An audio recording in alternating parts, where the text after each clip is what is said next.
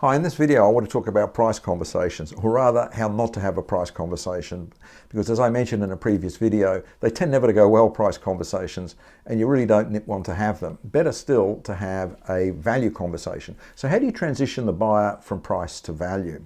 Well, suppose the buyer's turned around to you and said, your price is too high. Well, then you can respond with one of those canned responses from my previous videos like, okay, well, tell me, what makes you say that? And then the buyer's going to come back to you with potentially a number of different answers. But the one I want to deal with today is they come back and say, well, I can buy it cheaper from your competitor. So in that case, you can come back again with a prepared response that is along the lines of, okay, I understand. So what is most important to you, cheapest price or value for money? Now the buyer's going to respond in one or two ways here. And 10, 20% of them are going to say cheapest price. And in that case, you want to decide whether or not you want to participate in this opportunity or exit. Are you prepared to be the low bid? If not, maybe you leave. But 80%, 90% in fact say value.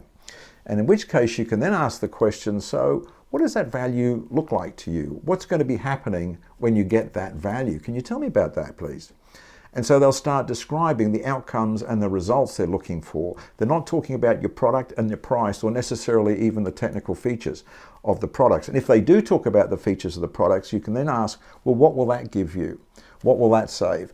Now, this will depend a bit on your industry and the types of activities that the people that you're dealing with have in that industry. So your questions need to be relevant to that, like it might be reducing a cost, increasing production, or whatever. But you want the buyer to be talking about what's happening. Now, the interesting thing is when you start doing this, the dynamic of your conversation fundamentally changes because the buyer's talking about themselves and the results they're getting, not about your products and prices.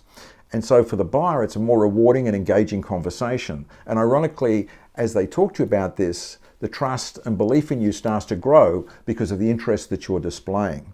And then as a result of that, you can start identifying the potential areas where you're going to have a competitive edge as they start describing what they're really after and the outcomes that they really want. Anyway, have a think about that. And down below, if you had any experiences like this in terms of transitioning people into the value conversation, please share the things that you've done. Or if you've got any particular challenges doing that in your industry, by all means, let's ask the question below and we'll look about addressing that in a future video. Cheers.